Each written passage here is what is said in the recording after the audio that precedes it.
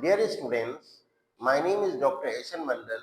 I will help and guide you in biology as per as board, including various competitive examination of medicals and also including NEET. We were looking, dear students, biological classification. In biological classification, we were looking protozoans. Protozoans means parasites. Protozoan means parasites. Parasites means depend on other ones, depend on other ones for their food. That is the relation of protozoans and animal beings. Dear students, now come to the point without losing the time.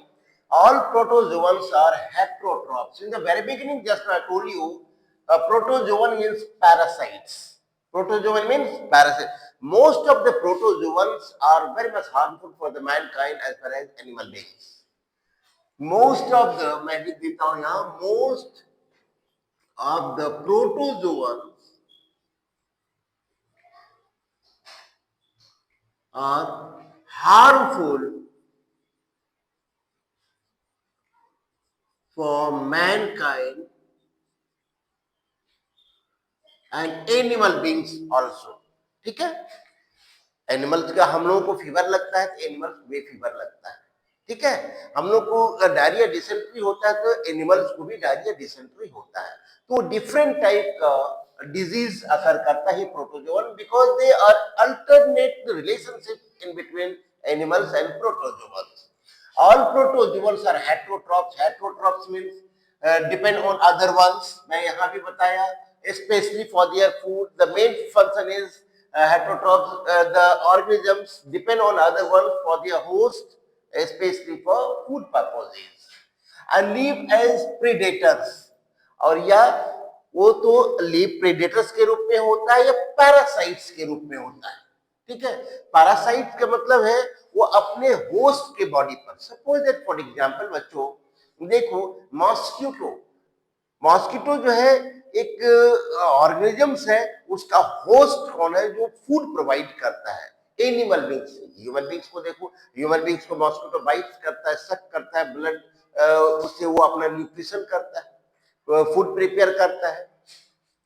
तो इसमें ये इसको बोला जाता है host parasite, और इसका friend होता है होस्ट. होस्ट एनिमल्स भी होता है और प्लांट्स भी होता है.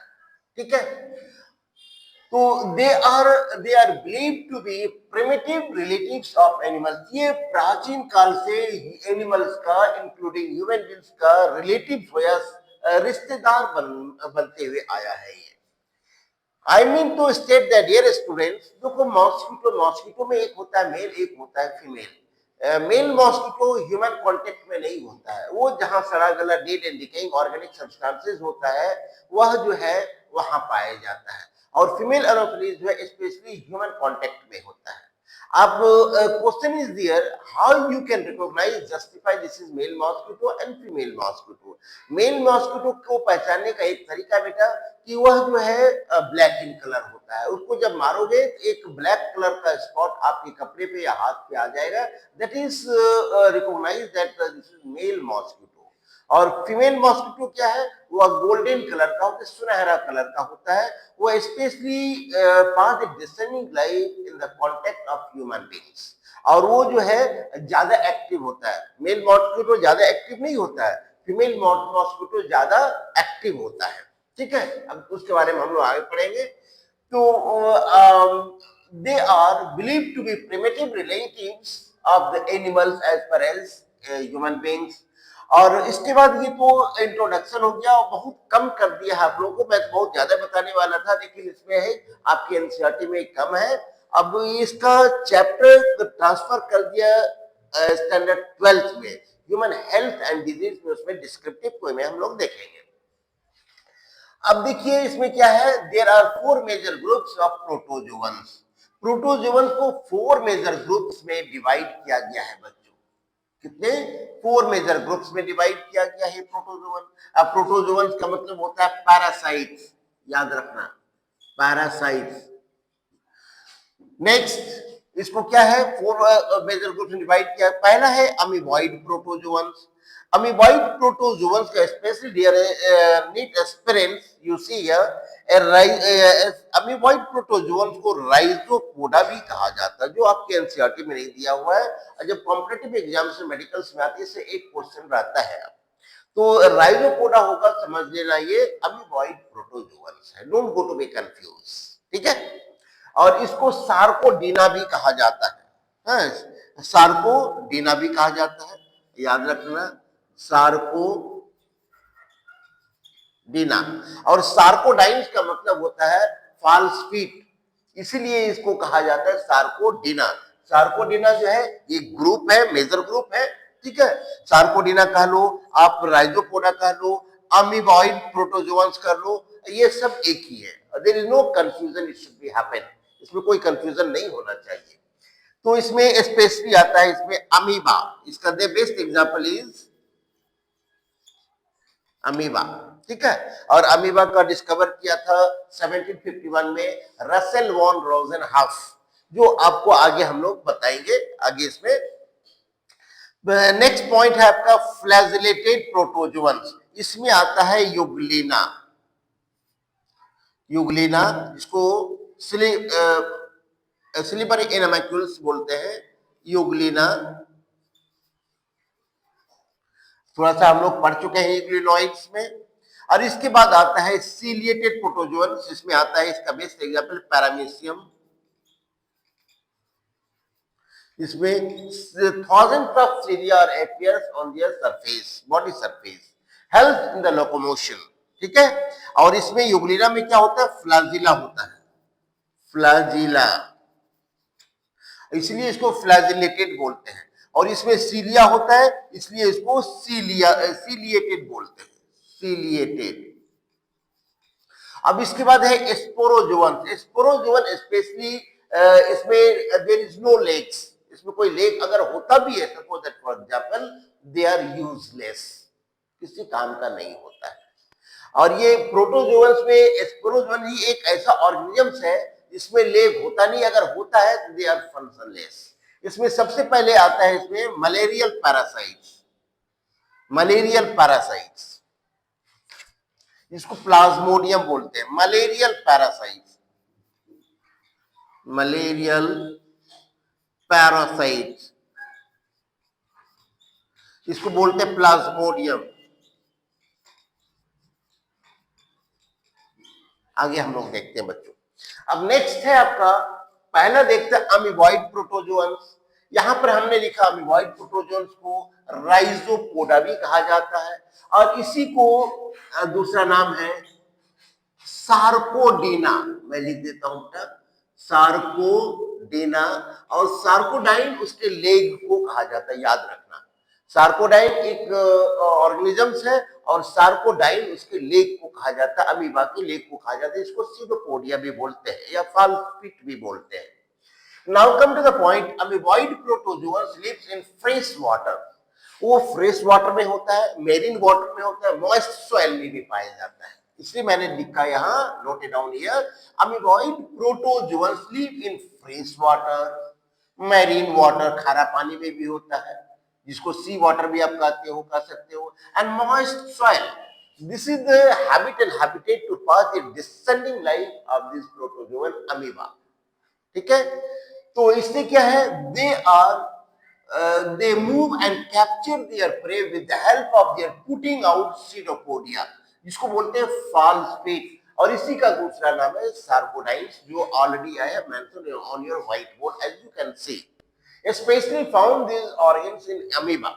और ये फॉल्स फीट है, इससे वह डायरेक्शन का पता लगाता है, कैच देयर प्रे, अपने शिकार को पकड़ता है, ठीक है। बस यही दो काम है, तीसरा इसका कोई काम नहीं है। Amoeba move and capture their prey with the help of putting out their pseudopodia, pseudopodia को बोलते हैं false fate, इसी को सार्कोडाइन बोलते हैं। Due to this sarcodine, they are known as sarcodina, ठीक है। और इसको राइजोपोडा भी कहा जाता है, स्पेशली फाउंड इन अमीबा। और दूसरा इसमें क्या है बच्चों, मेरीन फॉर्म्स हैव सिलिका। जब ये मेरीन फॉर्म में होगा, खारे पानी में होगा, सी शोर में होगा, या आप मेरीन वाटर में होगा, तो इसके सरफेस पर एक सिलिका सेल्स होता है जो हार्ड इन नेचर होता है और स्टोर्ड हो जाता है। और ये जो है आपका अमीबा, ये अमीबा इमोर्टल होता है, इमोर्टल, कभी ये मरता नहीं है। ये सेल डिवाइड हो जाता है, new organism start to be form and never die. Marine forms have silica, ये डेड सेल्स ये सिलिका के रूप में, सेल के रूप में डिपॉजिट हो जाता है ऑन देयर सरफेस। और जब उसके सरफेस पर जब ये हो जाता है, ये हार्ड जो है आवरण बन जाता है, कड़ा आवरण बन जाता है, जो उसके लिए प्रोटेक्टिव का काम करता है, प्रोटेक्शन का काम करता है, ठीक है। और some of them protozoans such as amoeba are parasites and occurs different types of disease in man as per as animal beings। और ये अमीबा जो है, ये अमीबा बहुत सारे डिजीज को अकर्स करता है, जिसमें आपका आता है अमीबिक डिसेंट्री। याद रखिएगा बच्चों, अमीबिक डिसेंट्री,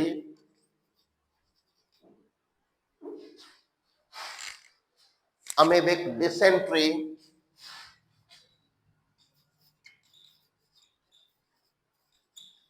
और इसी को कहा जाता है अमीबियासिस।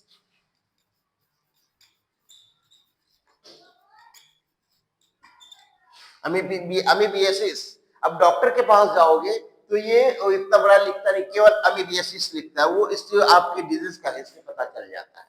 ये occurs specially contaminated food and water, contaminated food and water.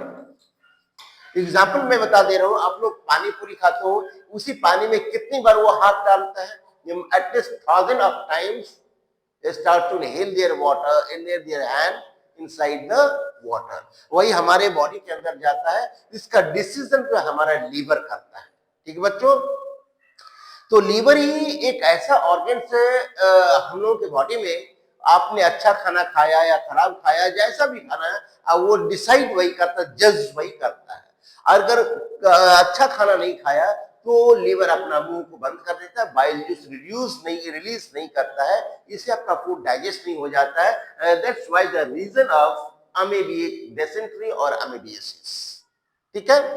तो अब इसमें देखेंगे कि कुछ ऐसे भी अमीबा होते हैं, सब स्पेसीज, जिसको बोलते हैं एंट अमीबा, मैंने कहीं लिखा है, देखो बच्चों, कुछ एंट अमीबा ऐसे भी हैं, ये पैरासाइट्स होते हैं, और इस पैरासाइट्स में most of the ant amoeba are very much harmful for the mankind as far as animal beings।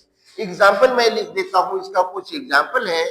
Ant amoeba histolytica, जिससे अमीबिक डिसेंट्री भी होता है, डिहाइड्रेशन भी होता है। एंट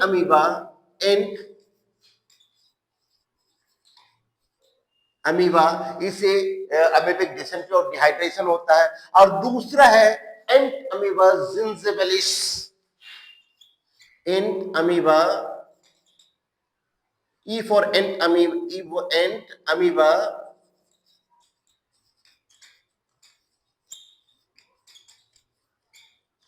जिंजिबिलिस, इससे एक पायरिया होता है। बहुत सारे लोग जो है बेटर लीफ पान खाता है, गुटखा खाता है, तंबाकू खाता है, उसका दांत तो टूट जाता है, तो इसका रीजन है एंट अमीबा जिंजिबिलिस। ये भी आपको डिजीज अकरिंग करता है, पायरिया। और ये जो है entamoeba histolytica, entamoeba histolytica, entamoeba histolytica, histolytica. और ये जो है entamoeba, E for entamoeba gingivalis, entamoeba histolytica, इससे जो है एमीबिक डिसेंट्री होगा, डिहाइड्रेशन होगा। और एंट अमीबा जिंजिबिलिस, जिससे एक डिजीज होता है, जिसको मैं लिख देता हूं, इसको बोलते हैं पायरिया।